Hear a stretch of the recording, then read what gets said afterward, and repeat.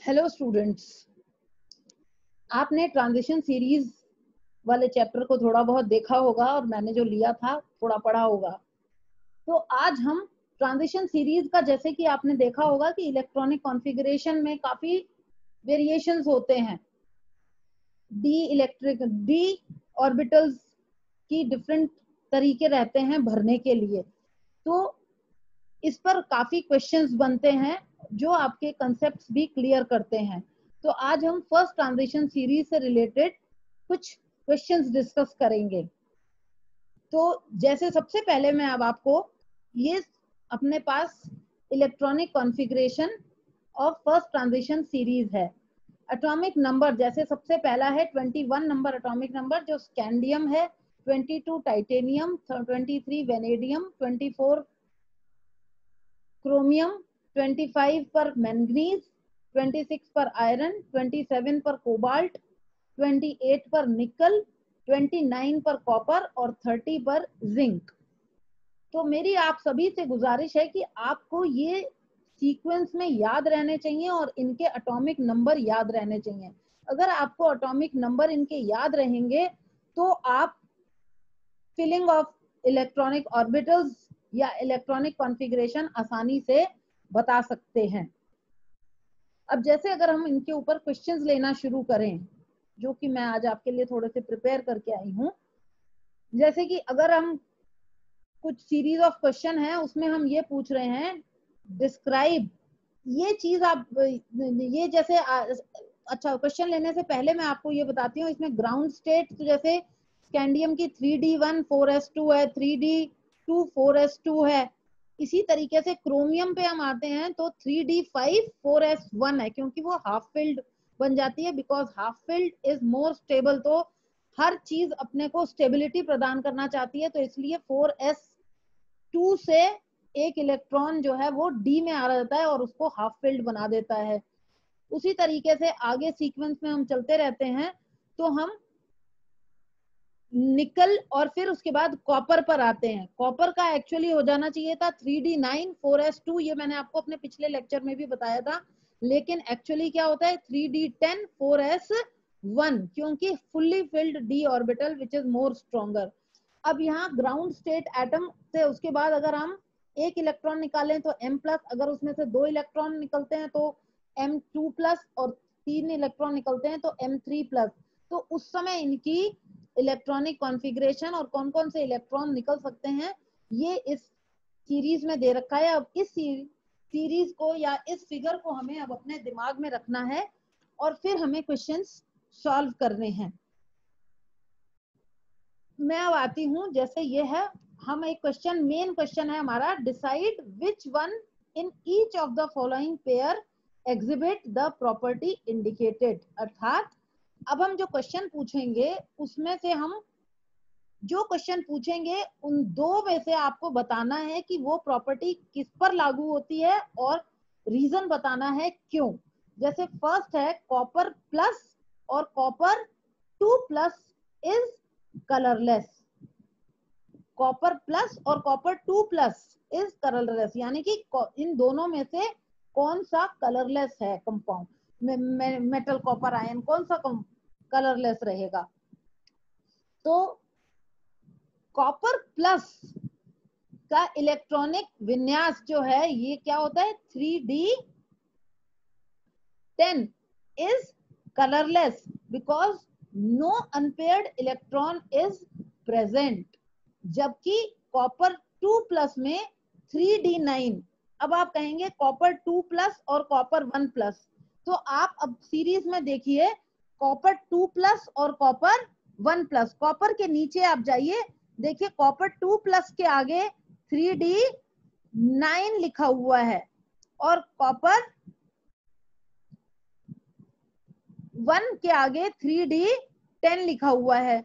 यही हम समझाना चाह रहे थे कि कॉपर प्लस में 3d10 होता है इसलिए कलरलेस है, क्योंकि डी की कोई भी ऑर्बिटल खाली नहीं है, सभी फिल्ड हैं और कोई भी अनपेयर्ड भी नहीं है। जबकि copper 2 has 3d9 and is colored because it contains one unpaired electron. ठीक है, ये आपको समझ में आ गया होगा। इसी तरह से अब हम एक सेकंड क्वेश्चन है, जैसे आयरन और जिंक, फेरस और zinc has high melting point, यानी कि इनमें से हायर मेल्टिंग पॉइंट किसका है? ऑब्वियस भी बात है, ferrum has high melting point because number of electrons available for metallic bonding are more in ferrum than zinc. अब फेरम के ये देखिए, अब आप फिर आइए यहां पर, आप देखिए फेरम Fe के का इलेक्ट्रॉनिक कॉन्फ़िगरेशन क्या है? 3d6 4s2, और जबकि जिंक का क्या है? 3d10 4s2। तो यानी कि 3d10 में कोई अनपेयर्ड इलेक्ट्रॉन नहीं है, जबकि 3d6 में 4 अनपेयर्ड इलेक्ट्रॉन्स हैं। तो 4 अनपेयर्ड इलेक्ट्रॉन्स होने से क्या हुआ कि they are more electrons are available for metallic bonding. जैसे ही कोई बॉन्डिंग होगी तो जो अनपेयर्ड इलेक्ट्रॉन है वो आसानी से निकल जाएंगे। तो इसलिए ferrum has high melting point. अब हम नेक्स्ट क्वेश्चन पर आते हैं। नेक्स्ट क्वेश्चन है टाइटेनियम 4+ और वेनेडियम 4+ एग्जिबिट पैरामैग्नेटिज्म। पैरामैग्नेटिज्म दोनों पर +4 चार्ज है, स्कैंडियम, टाइटेनियम और वेनेडियम। अब टाइटेनियम +4 और वेनेडियम +4, तो इसमें से क्या है? वेनेडियम +4 इज पैरामैग्नेटिक, क्योंकि इसके पास 1 electron in d shell 3d1 हो जाता है, जबकि on other hand titanium we have no unpaired electron 3d0, तो इसका ये डायमैग्नेटिक हो जाता है। V+4 is paramagnetic, it has 1 electron in d shell, that is 3d1 इसका इलेक्ट्रॉनिक कॉन्फ़िगरेशन आता है। On the other hand titanium +4 and we have no unpaired electron। अब आप ये खुद सीरीज में जाके देखिएगा कि क्या होता है, ये मैंने आपको समझा दिया है किस तरीके से सीरीज में देखना है हमको। तो वो इसलिए टाइटेनियम डायमैग्नेटिक रहती है। अब हम नेक्स्ट क्वेश्चन पर आते हैं। Cobalt +2 charge with cobalt +3 charge has lower magnetic moment. Magnetic moment को हिंदी में क्या कहते हैं? चुंबकीय आघूर्ण। तो कोबाल्ट पर +2 चार्ज वाला पे लोअर मैग्नेटिक मोमेंट होगा, या +3 जिस पर होगा मैग्नेटिक मोमेंट उस पर होगा। The outer electronic configuration of cobalt +2 and cobalt 3 are 3d7 and 3d6 respectively. अब जैसे देखिए ये 3d7 के लिए क्या आ जाएगा? d की 2 ऑर्बिटल्स में पेयर्ड इलेक्ट्रॉन है, जबकि 3 में अनपेयर्ड इलेक्ट्रॉन है, जबकि 3d6 में 4 अनपेयर्ड इलेक्ट्रॉन है, केवल 1 पेयर इलेक्ट्रॉन है। तो as magnetic moment is related to number of unpaired electrons, cobalt +2 has lower magnetic moment, या कोबाल्ट +2 का चुंबकीय आघूर्ण कम होगा। Now we come to next question. अगर एक ये क्वेश्चन दे रखा है, स्कैंडियम है या मैंगनीज है, इनमें ऑक्सीडेशन स्टेट्स, जैसा कि आपको विदित है कि ट्रांजिशन मेटल्स जो हैं वो मल्टीपल ऑक्सीडेशन स्टेट्स एग्जिबिट करती हैं, लेकिन सभी बराबर एग्जिबिट करें ऐसा जरूरी नहीं है। तो अब इनमें से ही पूछा हुआ है, मोर ऑक्सीडेशन स्टेट या ऑक्सीकरण अवस्थाएं ज्यादा स्कैंडियम में होती हैं या मैंगनीज में होती हैं। Manganese has more variation in oxidation state because manganese has configuration of 3d5 4s2, यानी कि 1 से लेकर 7 electrons can be removed from its configuration. 3d5 यानी कि हाफ फिल्ड, वो भी सिंगली हाफ फिल्ड हो गए, और 4s2। तो जब ऑक्सीडेशन स्टेट्स निकलने की बारी आएगी तो एक से लेकर टोटल 7 इलेक्ट्रॉन्स हो गए आउटर में, तो 7 इलेक्ट्रॉन्स इसकी कॉन्फ़िगरेशन में से रिमूव किए जा सकते हैं।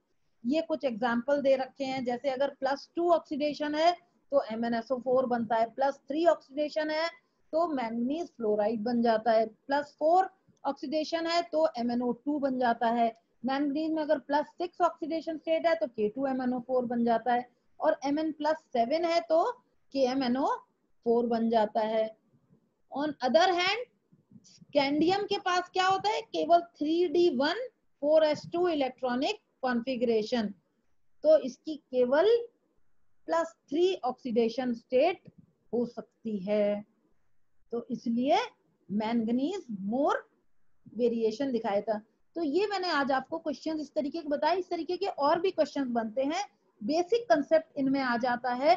आपको इसी तरह से अपने क्वेश्चंस का जवाब देना है। मेन बात यह है कि हमको इनकी इलेक्ट्रॉनिक कॉन्फ़िगरेशन और एटॉमिक नंबर याद होने चाहिए। अगर वो याद होंगे तो हमें आसानी से पता चल जाएगा कि सॉरी हाफ फिल्ड और फुल्ली फिल्ड कहाँ आते हैं, कितनी ऑक्सीडेशन स्टेट्स होती हैं, और क्या मैग्नेटिक मोमेंट एक्सेट्रा रहेगा।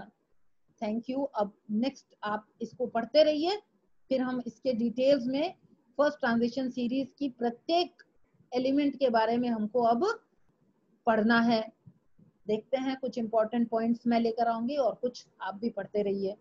Thank you.